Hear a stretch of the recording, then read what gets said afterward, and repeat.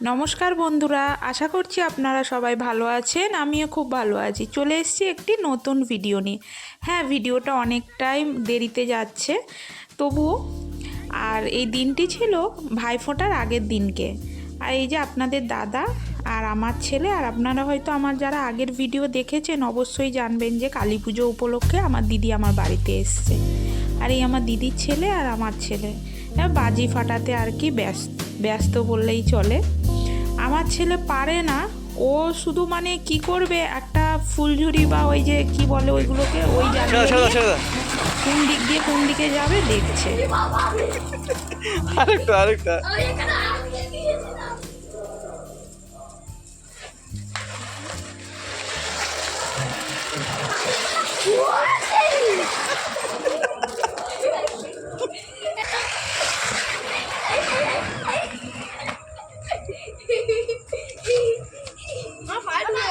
আর আপনাদের দাদাও দেখুন বাচ্চাদের সঙ্গে ও বাচ্চার মতোই মানে সমস্তটাই ফাটাতে শুরু করেছে। আর আমার ছেলেও আর কি বাজি নিয়ে আসা হতো প্রত্যেক বছরে, ও ফাটাতে পারতো না, এই বছরেই আর কি মোটামুটি একটু আধটা ফাটাতে পারে। আর দেখুন এইটা পরের দিন সকালবেলা মানে ভাইফোঁটার দিন ভোরবেলা। এই নিয়মটা আমাদের বাড়িতে মানে আমার শ্বশুর বাড়িতেও হয়, আমার বাপের বাড়িতেও হয়। বাপের বাড়িতে হচ্ছে কালী পূজার ভোরে হয়, আর এইটা হচ্ছে দেখুন ভাইফোঁটার দিন মানে সকালবেলা হচ্ছে। আপনাদের কারদের মানে এই নিয়মটা আছে অবশ্যই আমাকে একটু কমেন্ট করে জানাবেন, মানে এই ধরনের নিয়মটা। এই যে এইটা মানে শুক্তারাকে উপলক্ষ করে এই পুজোটা করা হয়। আর এই যে এই রকম করে বাড়ির সবার মাথায় এইরকম আরও মানে বরণডালা ঘুরিয়ে এরকম করে তাপ দেয়, সেটা আমার শাশুড়ি মাই করে আর কি সবাইকে।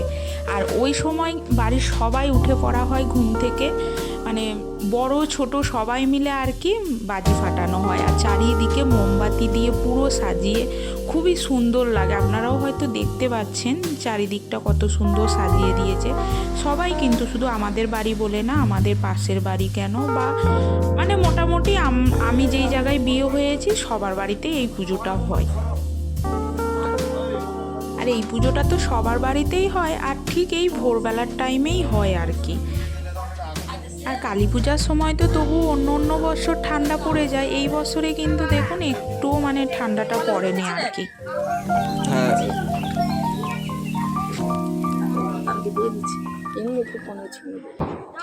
আর এইখানে সবাই মোটামুটি আছে, শুধু আমি আর আমার দিদি ছিলাম না, দুজনেই আর কি মানে উঠতে পারিনি। আমার একটু শরীরটা খারাপ লাগছিল বলে আমি আর উঠিনি, আর দিদিও ওঠেনি, আমরা দুজনেই শুয়েছিলাম। তারপরে তো আপনাদের দাদা দুটো বাচ্চাকে নিয়ে নিচে চলে এসেছিলো। আর দেখুন মানে পুজোটা হতে হতে প্রায় সকালই হয়ে গেল, মানে এমনই ভোরবেলা পুরো মানে 4টে 4:30 নাগাদ পুজোটা শুরু হয়। এবার নিয়ম টিয়ম করতে করতে এই যে সকাল হয়ে গেছে। ভোরের সকাল মানেই জানেন চারিদিক হালকা কুয়াশাতে, এখন তো হালকা হালকা ঠান্ডা পড়ছে, হালকা কুয়াশাতে খুবই মানে ভোরবেলাটা, শীতকালের ভোরবেলাটা খুবই সুন্দর লাগে যেমন, আর ঠান্ডাটাও যদি এই সময় লেগে যায় সেটাও খুব ভালো। আর এখন প্রায় সময় 8টা বাজে। আমরা ঘুম থেকে উঠে তাড়াতাড়ি করে এই যে রেডি হয়ে আর বেরিয়ে পড়লাম বাপের বাড়ি যাব। এখন ভাইফোঁটা মানেই জানেন ভাই মানে ভাইকে ফোঁটা দিতেই যাব। আর এই প্রথম বছর দিদি আমার কাছে কালী পূজাতে এসছে, দু বোনে একসঙ্গেই আর কি যাচ্ছি।